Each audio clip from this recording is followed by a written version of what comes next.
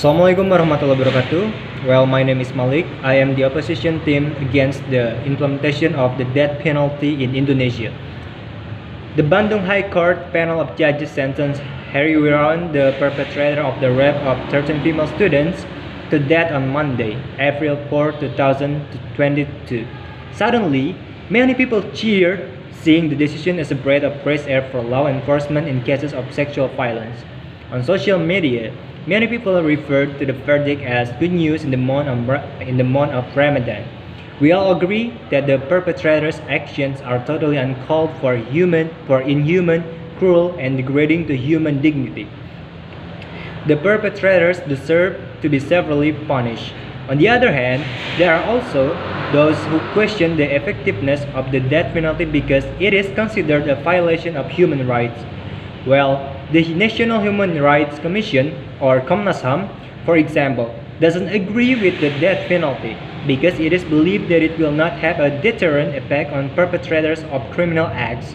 Several criminal law experts explain the reasons why the death penalty against Harry Wirawan, as well as all other convicts regardless of the legal case, was actually not the best solution, even very irrelevant to be applied in Indonesia.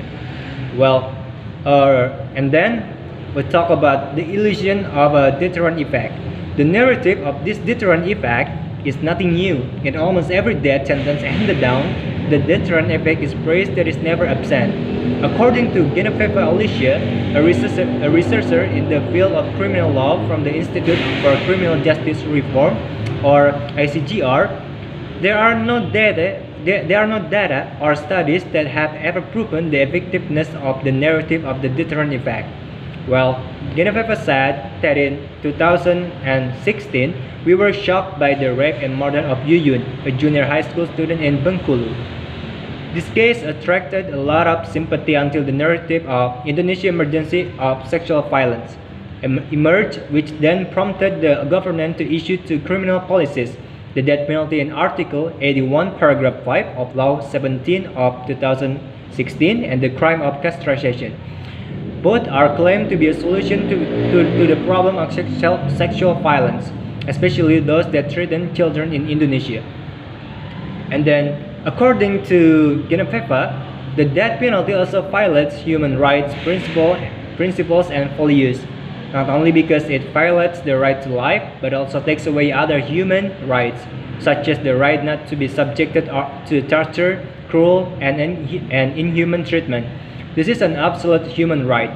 It should not be reduced under any circumstances. In addition, indications of human rights violations were also found in the execution process.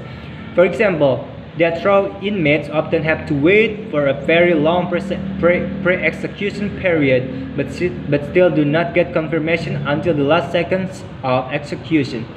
This condition can cause enormous psychological pressure on the convict.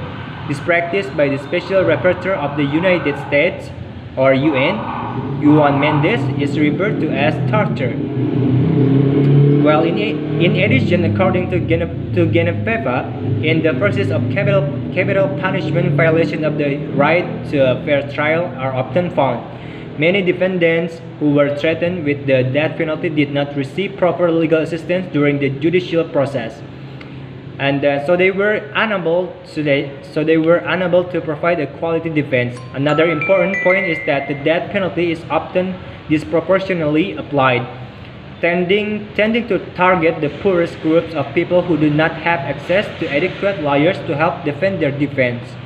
Well, because of these factors, many countries in the world have started to move towards the abolition of the death penalty, including Saudi Arabia.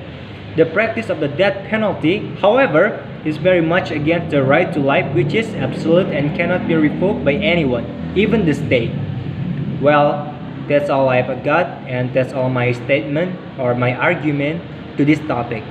Thank you. I am Malik. I am the opposition teams of the death penalty.